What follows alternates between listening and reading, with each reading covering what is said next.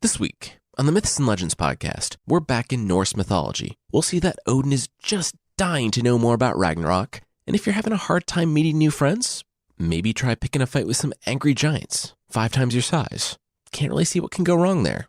If you've ever pondered, hey, I wonder what would happen if an ant and a lion got together and had a baby, because that's a reasonable thought normal people have, this week's creature will finally answer that burning question.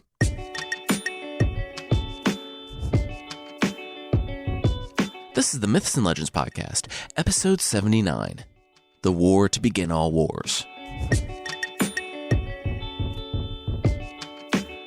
This is a podcast where I tell stories from mythology and folklore. Some are incredibly popular stories you think you know, but with surprising origins. Others are stories you might not have heard, but really should. Somehow, we're back in Norse mythology. Not that I'm complaining. I just realized that even though these aren't long stories in mythology, there are still more Norse stories to tell, like the vast war of the gods between the Aesir and Vanir, how Odin secured knowledge of the runes, and how Freya, actually a Vanir, and only an honorary Aesir, came to live in Asgard and helped Thor and Loki on their misadventures. By now, our Norse mythology timeline is all out of sorts, so it kind of follows the confusing structure of actual mythology. Basically, today we're at the very beginning of Odin's reign, not long after he wrenched the world from the giants. He's already sacrificed his left eye for knowledge, but Sleipnir, his 8-legged horse, hasn't been conceived yet. Freya doesn't live among the Aesir, and Thor still doesn't have his hammer. We begin not with Odin in Asgard, but with a stooped and diminutive wanderer surviving in the world of the giants.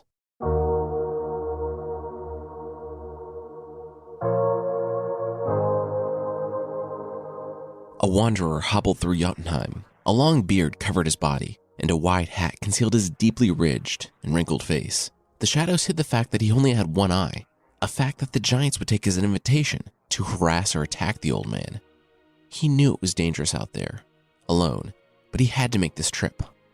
Luckily, an old, poor traveler presented little threat or opportunity to the giants. Most didn't notice him, but a few that did let him pass on his way without issue.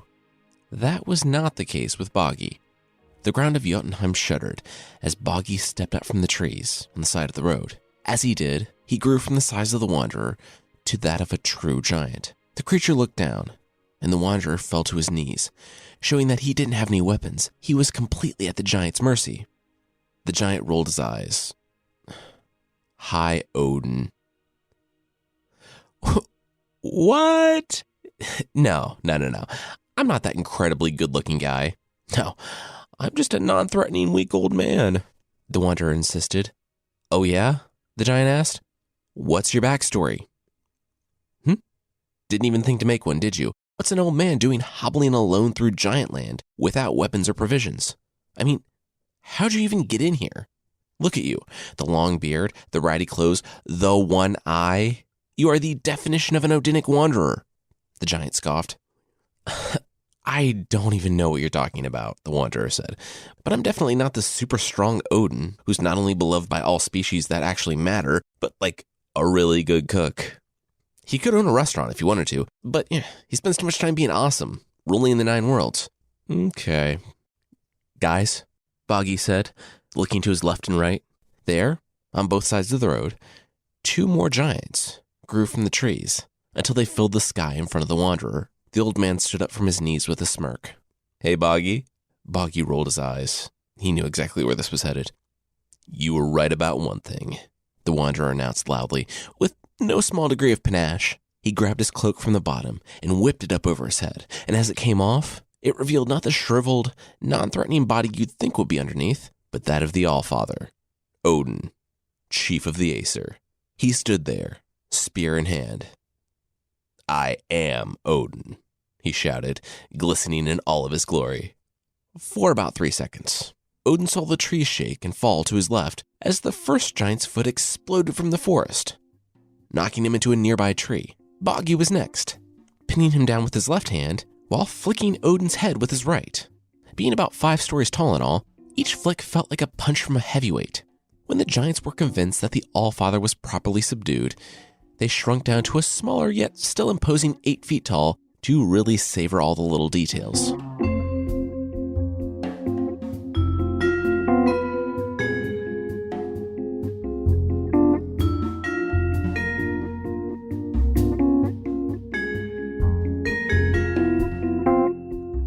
giants were tenderizing Odin, another wanderer looked on from the forest. He knew better than to walk out in the open in Jotunheim. Still, this man needed his help. And this was Odin, the chief of the Aesir. He had just sacrificed his left eye for the ability to see the future. A friend like that could be priceless. The other stranger emerged from the trees, but still, the giants didn't see him. They didn't see him take the form of Boggy, turn Boggy briefly invisible, and then grab one of the other giants, punching him in the face and screaming that Odin was his. As the other giant went to aid his friend, he too got an elbow to the nose. The stranger then disappeared and stepped out, letting the real Boggy deal with the consequences. The giants became so busy fighting amongst each other that they didn't see the stranger turning Odin invisible long enough to drag the battered Allfather from the road and deep into the safety of the woods. Moments later, Odin sat up as the stranger gave him a cloth soaked in water to clean the blood from his face.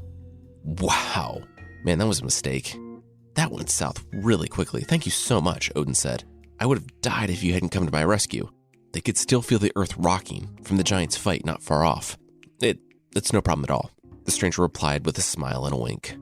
We travelers need to look out for one another. Don't worry about it. Odin introduced himself. I'm Odin, the Allfather of Asgard. Maybe you've heard of me. No, not ringing any bells, the stranger feigned. Really? I'm kind of a big deal. I made the sky from a giant skull, the ocean from their blood. You haven't heard about me at all? Odin asked in disbelief. Well, when you say it like that, it does sound kind of familiar, the stranger replied, packing up his things. Well, I can't thank you enough for what you did for me today, the Allfather said to the man who had just saved his life. You're welcome in Asgard anytime you want. And anytime I'm having a feast, you are invited, no matter what. Oh, wow. Thank you. Asgard, you say? That's the world at the top of the tree? Well, cool. I'll have to check it out, the stranger said with a grateful smile. I should probably get your name, Odin said. My son, Thor, is kind of the bouncer of Asgard. He really likes to cave in stranger skulls. It's kind of his thing. The stranger smiled. My name?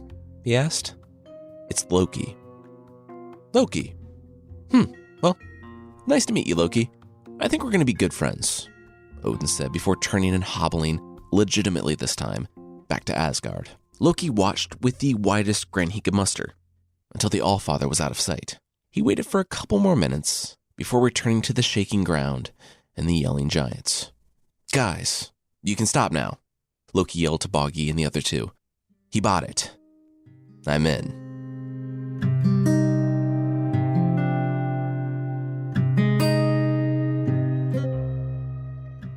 I should say that I had to fill in a lot of gaps for a potential origin story for how Loki came to be with the Aesir. Snorri Sturluson, the writer of the Prose Edda, a book that contains most of what we know about Norse mythology, doesn't devote too much time to Loki's origin.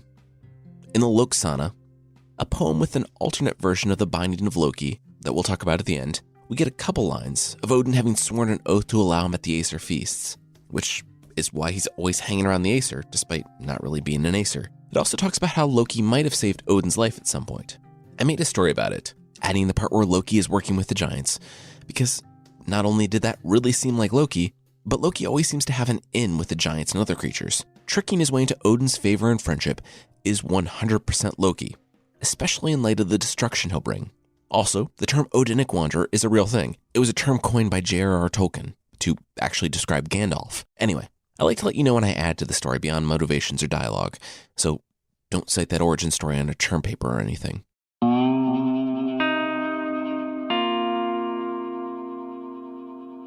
The witch, leaning on her staff, hobbled into the village. She was invisible to the Aesir. For now, this was her third time, and she knew that the penalty for being caught practicing magic in their lands would be death. At least, she hoped it would.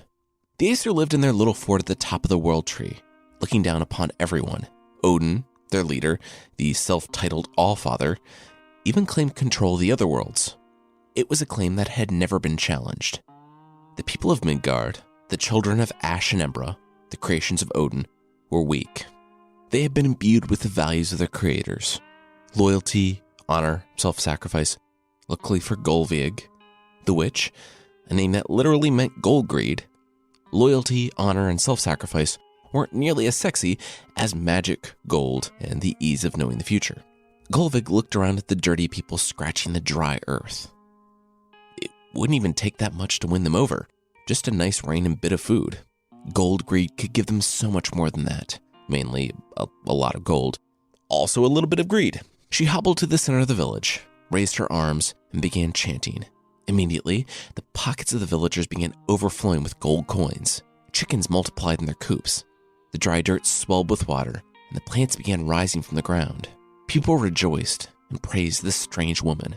They asked if she was with the Aesir, but all she could do was shake her head before the thunder cracked. The people scattered as Thor descended from the rainbow bridge that connected the world of the Aesir to that of the people below. Riding his chariot pulled by 2 goats because, yes, that was a thing. He didn't stop to address any of the people, filled with awe and terror by his presence, but promptly grabbed the witch from the center of the village and threw her into the chariot. As he did, the new plants withered in the field.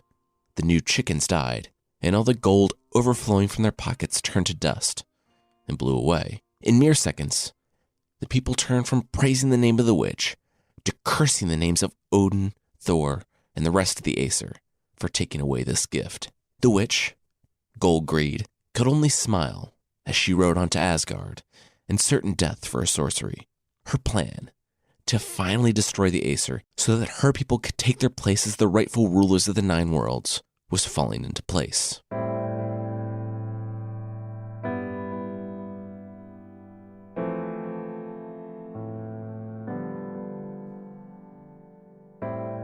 Okay, so let me get this straight, Loki began, sitting down at the mead bench with the Allfather, Odin, and Asgard. You guys hate the giants. Odin smiled and nodded, proud of his bitter hate for their longtime rivals. But you just said that you're half giant yourself, and your son Thor is like 3/4 giant. Well, okay, yes, Odin explained. But before we continue, the creatures that you're referring to as giants, the Jotnar, that name doesn't actually mean giant, you know, Odin explained. It doesn't? Asked Loki. No, Odin replied. Jotnar, in the Old Norse, or I guess it would just be called Norse for us right now, Jotnar means devourer. They're the super scary other beyond our wise and powerful civilization of Asgard. Loki heard this and narrowed his eyes. And who gave them the name Devourers? Loki asked. Oh, I did, Odin said.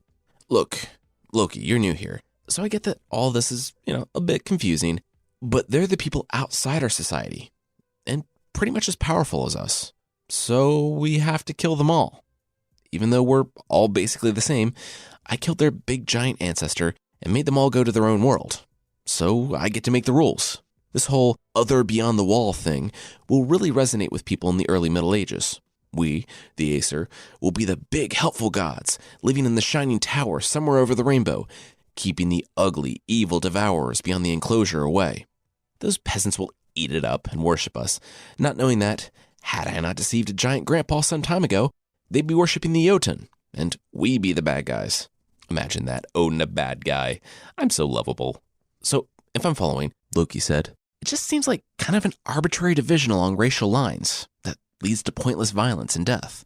Also, and I'm just going to say it, seems a little racist. Loki pointed out. Loki, whoa. I'm not racist. Like you said, I'm half giant. We're just exploiting contrived racial differences so that we can stay in power. Oh, that's better? Loki said, and then took a long swig of mead. Loki, I feel like you're losing sight of the bigger picture here. What really matters in all this is that you're one of us now. You're on the right side of the in-group, out-group line. No one's coming after you. Well, the Aesir aren't. Who can say when it comes to the devourers? They're barbarians. We're just trying to keep the dangerous other at bay by actively charging into their lands and murdering them. You just live your life and, try not to rock the boat too much.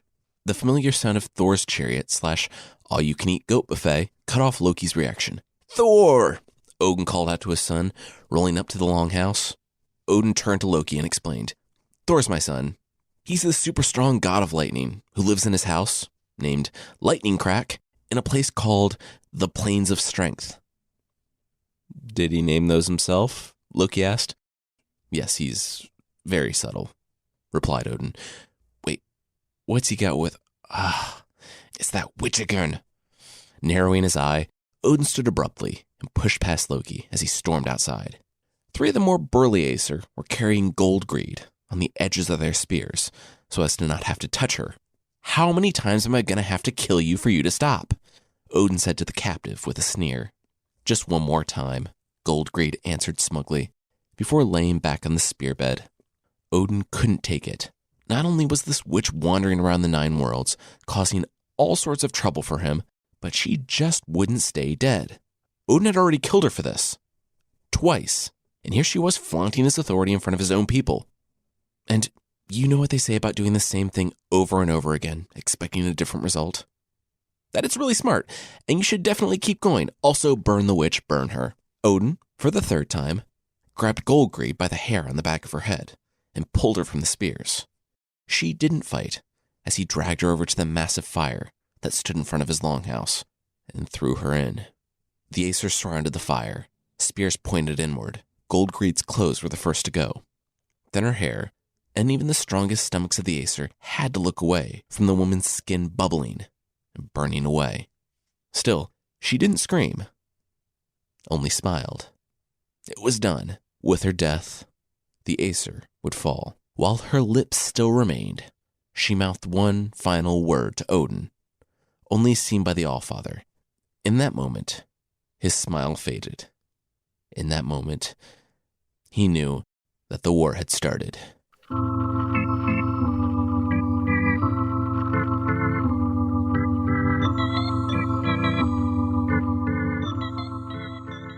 We'll learn about who this woman is and why Odin is so worried about a thrice-burned witch, but that will be right after this. All right, now back to the show.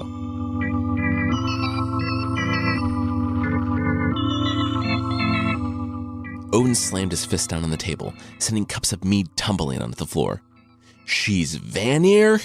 Odin said to the assembled Aesir. Heimdall, Frigg, Sif, and even Thor gasped. First, hi everyone, friend of Odin's. Second, maybe an obvious question. Who are the Vanir? Loki asked. Well, Odin said, the Vanir are the other.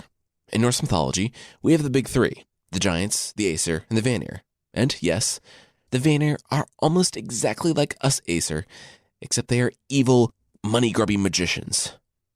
But don't you guys practice magic too?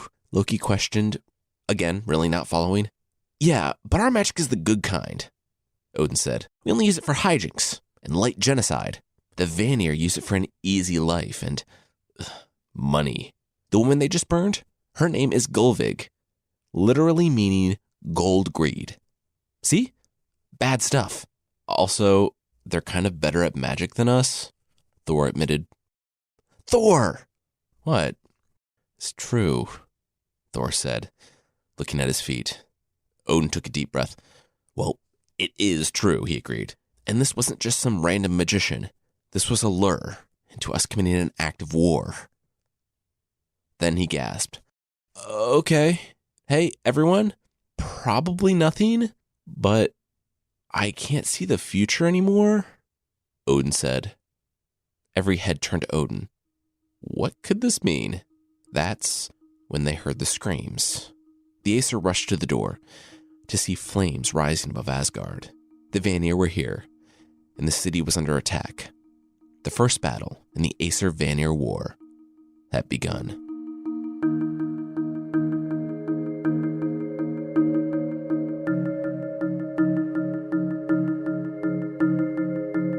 Fighting magicians was getting really old. Over the past few years, Thor, Odin, Heimdall, Frigg, and the others waged war with the Vanir. And even though the Vanir weren't as physically strong as the Aesir, they were magical, which, at times, more than even the odds. Once a week, it seemed, a Vanir would sneak into Asgard and replace an Aesir. So there'd be this whole pickle where someone was aiming an arrow back and forth between the real Aesir and the imposter, and they'd try to figure out which one was the real one. It was thrilling and novel the first couple times it happened, but now it was just getting old. Once, Thor and Odin were walking through a forest when Odin, on a take your son to work day, noticed that the trees didn't look right. As it turned out, they were the Vanir in disguise, and the rival gods stomped them Ent style. Sadly, there's not much on the Aesir-Vanir war. Unlike the giants, who are seen as the monstrous others, the Vanir are similar to the Aesir in all but lifestyle and ability. Of course, we're getting the narrative from the people who worship the Aesir gods, so the Aesir are portrayed as possessing a raw, unrefined power, and sticking to a code of honor, while the Vanir, though not as powerful as the Aesir, are tricky magicians who hold their own through tricky magic. Like I said, we don't know much about the Aesir-Vanir war, except that it took a long time and was exhausting and bloody on both sides. Also, it only seemed to hurt the Aesir and the Vanir. The giants were left untouched in this first ever war, and with both of their adversaries fighting each other, the giant population grew unchecked. Now, the Aesir and the Vanir might have been locked in a bitter war for supremacy of the Nine Worlds, but they both could agree that they hated the giants. Eventually, they did come to a peace. As part of the peace treaty, everyone spit in a bucket and formed that god spit into a person, known as Kvasir, the best poet who ever lived, because why not? They also ended up exchanging hostages to ensure a peace between the two groups of gods. They both agreed to send their best supporting characters to the enemy camps to ensure that no hostilities broke out again. The Aesir sent Mimir. He was the guy with the well who demanded a sacrifice of Odin's eye for the secret knowledge. Well, he went, and so did Hænir, an Aesir who helped create humans, and who also had a small role in some of the other stories we've told. In exchange, the Aesir got Njord, remember he had really good-looking shins, his son Freyr, and someone the Aesir knew very well. She was riding up on her chariot pulled by cats. "So, we meet again, Gold Greed," Odin said. "Will you stop calling me that already? My name is Freya. Also, I get that you are mad with me, but calling a woman a witch and immediately burning her because you don't understand what's going on is a very bad precedent to set for Western Europe."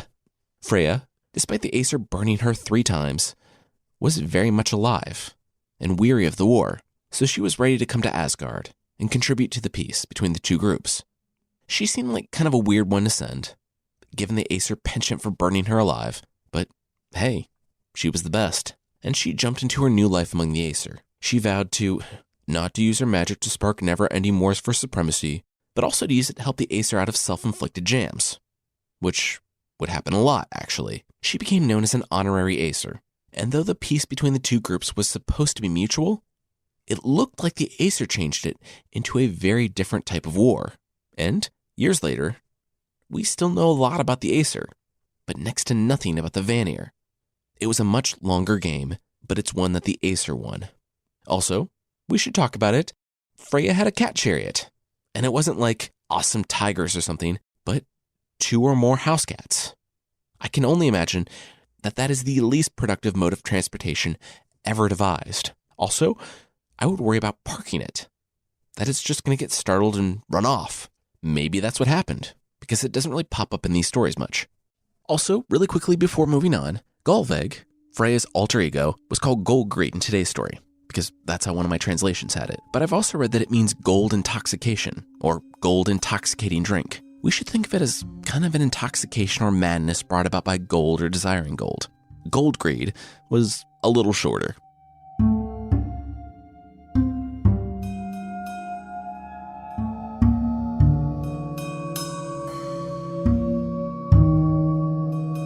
Odin saw the strange markings, even before he ducked under the roots of the World Tree, the vast ash tree called Yggdrasil, which held Asgard, Jotunheim, the world of the humans, everything. He watched as 3 strange women took up residence at the Well of Urd, at the roots of the World Tree. Though Odin could see all from his throne atop Asgard, the appearance of the 3 women confused even him. The 3 Norns, as they're called, were 3 elderly women who were sowers, amateur gardeners, and also decided the fates of all the creatures in the 9 worlds. Odin had allowed them to move in at the base of the World Tree, and the chief of the Aesir had heard rumors about them, that they could read these strange markings, called runes, and by understanding them, they could control the fates of all the beings in the 9 worlds, even the fates of the gods themselves. After the long and costly war with the Vanir, the flashes of Ragnarok, and the giants constantly encroaching on Asgard, Odin had to see what these women, these Norns, could tell him. He had to see if he, the Allfather, could learn to understand these runes. In the light of the large pool glowing in the darkness, Odin observed two of the women measure out a thread. The third Norn hobbled over to the trunk of the tree, found an opening in the bark, and began carving a strange symbol with a knife. As she carved, the mark began to glow. Light shot through the length of the roots of the world tree, illuminating the darkness all around. That's when Odin saw the walls around him. The roots of the world tree, they were covered in these strange markings, as far up as he could see. "Oh, you guys are not getting your security deposit back," Odin whispered to himself. He turned to the Norns and spoke out, asking what these markings meant. They ignored him. This did not go over well. You didn't ignore Odin. He grabbed the nearest Norn and spun her around, dropping the whole, "Do you have any idea who I am?" on her. But the woman did know who he was. She just didn't care. After all, the Norns controlled the fate of all, and among their deciding threads was one for the Allfather as well. His thread was a long one, but one that would find its end in the grand tapestry that the Norns were weaving, just like everybody else's. Odin looked on the woman's deeply lined, deeply dispassionate face. Unlike almost everything else in the universe, she wasn't afraid of him. He knew that instant that even he, the Allfather, had no power over fate. His shoulders slumped, and he began the long climb away from that fairly ham-fisted metaphor and back to Asgard. But then, there in the shadows above, he noticed something. One of the strange shapes. A rune, glowing faintly in the darkness. Odin shot a glance behind him, at the Norns, who were too occupied with their own things to care what Odin was doing, so he looped some rope around his arm, put his spear on his back, and began the climb. He didn't know why, but he was irresistibly drawn to this glowing rune. Climbing closer, Odin looped part of his rope around a branch above the mark, so as to swing himself down, square in front of the rune. Tying the rope securely at the top, he began to loop it around himself when he slipped. Odin lost his footing and tumbled into the darkness, scraping his head along a sharp root of the world tree. Luckily, he didn't tumble to his death in the waters of the well below, because the rope had looped around his foot at the very last moment. Blood trickled down his face, stinging his eye, and when he, dangling upside down in the shadows, was able to wipe it away, he looked frantically at the bark of the tree, searching for the glowing rune. But he saw nothing. He cursed himself and started to curl upward to climb the rope again, but a glimmer caught his attention below. With each droplet of his blood, the well of Erd emitted a small pulse of light. Suddenly, Odin understood.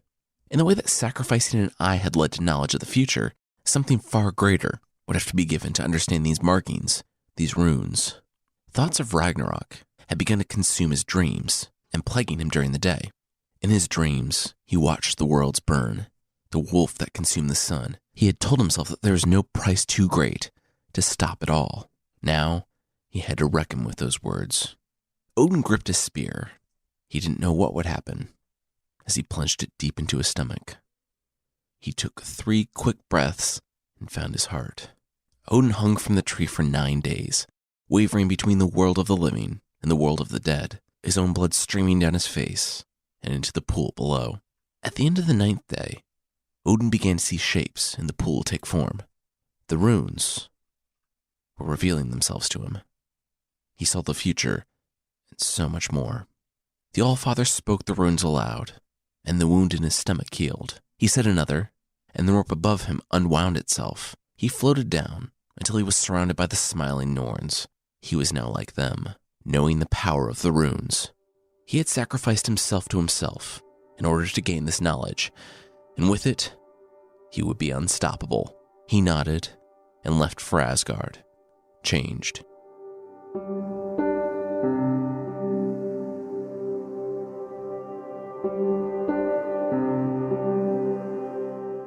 Loki sensed a difference in Odin the moment he returned. He wasn't like the old god. The fun and flawed parts had been burned away, had been killed. Now, he was stern and harsh and serious. He demonstrated his power for the other Aesir. He could heal himself, bind his enemies and render weapons worthless, put out fires, expose, overpower, and banish practitioners of magic. He could protect his friends, curse his enemies, and even, maybe, wake the dead. A chill ran down Loki's spine. as he saw his old friend changed. Now, nothing could stand before Odin and the Aesir. And that was fine now, but the 9 worlds didn't need a king. The Vanir had already been assimilated after the war, and soon Odin, in time, would have complete control over the giants. Then what? Loki shuddered. He wouldn't wait to find out. Loki liked the worlds the way they were. They needed balance, not some tyrant. Loki quietly slipped away from Odin's extended show and tell session to gather some mistletoe.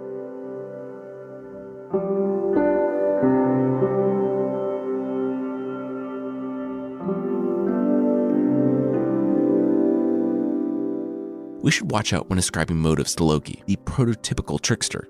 I do believe that he is truly chaotic neutral, and his only loyalty is to himself. He's an abomination to everything the medieval Norse culture held dear, and though he does show flashes of heroism, and, despite one glaring exception, does seem to clean up his messes. That exception, the death of Balder, where, remember, Balder was killed by mistletoe after Loki tricked another god into shooting him, that death is not without some controversy. I've read there's another version of the death of Balder, one that doesn't include Loki at all, but a struggle between 2 of Odin's sons. There's also an alternate version of the binding of Loki. In that one, the Aesir attend a feast, that is, all but Loki. When Loki learns that they're all partying without him, he shows up anyway, demanding that Odin make good on his promise that Loki always be permitted to feast with him. Loki takes a seat, and even though it isn't Festivus, he commences with the airing of grievances, and no one is spared. Odin is called an incompetent ruler, Tyr a cuckold. Frigg was reminded that her son was gone because Loki refused to weep for him, and when Eden, with the apples, jumped to their defense, he said that she slept with everyone in the room.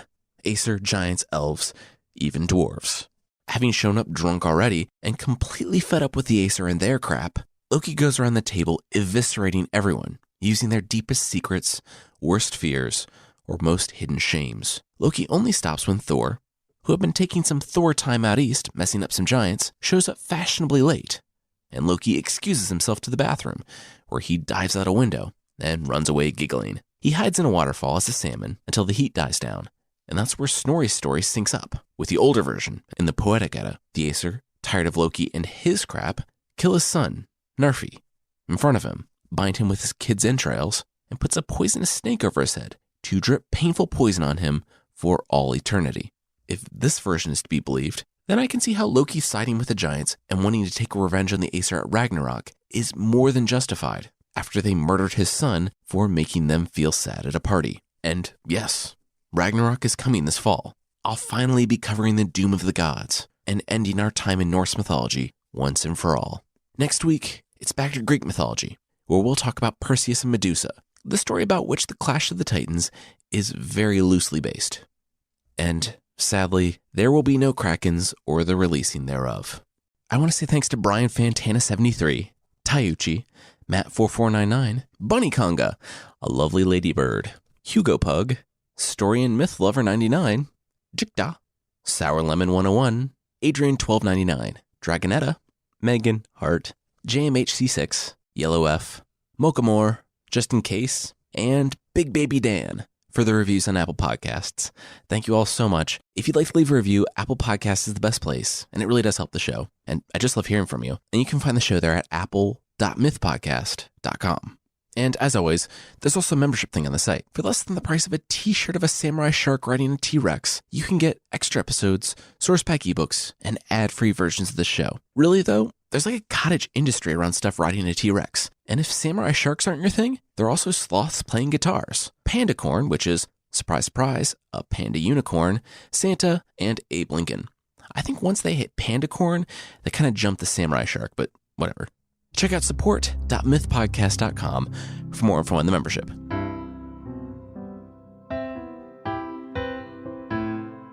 The creature this week is the antlion. It comes from a Greek text of natural folklore compiled in the 2nd century AD by a Christian author. When I say the phrase lion among ants, you probably immediately think of the kind of metaphorical meaning of something like a confident person among less confident people or something. Not an actual lion living among actual ants, being intimate, physically and otherwise, with the ants. But that's not the antlion either. That would be ridiculous. The antlion is the child of a male lion and a female ant. It has the head of its dad, but it's mom's ant body, plus a little extra because of the dad lion. The antlion lives a tragic and short life, not only because, as a misunderstood and chimeric monster, it is both and neither an ant nor a lion and is thus shunned by both communities, but because it can't eat. The lion only finds meat appetizing, while the ant body can't process the meat. It apparently can only handle plants. The lion head, being a carnivore, refuses to eat any plants. You say potato, I say potato, so let's die of starvation because there's no happy median. And that's exactly what it does. You might be thinking, wow, that's the dumbest thing I've ever heard, and yeah, you wouldn't be wrong. For a lot of the creatures of the week, I can kind of understand how they originated. But with the antlion, none of it makes sense at all. Luckily, we do know where the idea of the antlion got its start. The Bible. Apparently, in the book of Job, there's a probably mistranslated word that came out to be antlion in some medieval version of the Bible. The author of the original Greek text, it seemed, was left scratching his head. The Bible obviously mentioned an antlion that died out for lack of prey, so the antlion had to exist. Well, what's the most obvious way for an antlion to exist? If an ant and a lion get together. Done and done.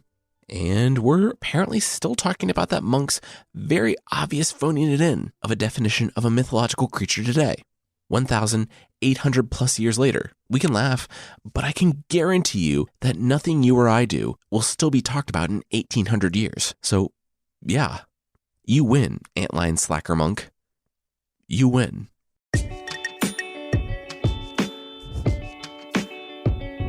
That's it for this week. The theme song is by the band Broke for Free, and the Creature of the Week music is by Steve Combs. There are links to even more music in the show notes, and I want to say thanks again to Loot Crate for sponsoring us today. Loot Crate is an epic range of pop culture items, all for less than $20 a month. It's the best surprise you know is coming. An August Loot Crate theme is Kingdom, with items from Legend of Zelda, Adventure Time, and The Lord of the Rings. One lucky subscriber will also win a Mega Crate of seriously epic proportions. Subscribe by the 19th at 9 p.m. Pacific Time to receive this month's crate. Go to lootcrate.com/legends and enter my code, LEGENDS, to save $3 on any new subscription today. Today's episode was written by me, Jason Weiser, and produced by Carissa Weiser. Thank you so much for listening, and I'll see you next time.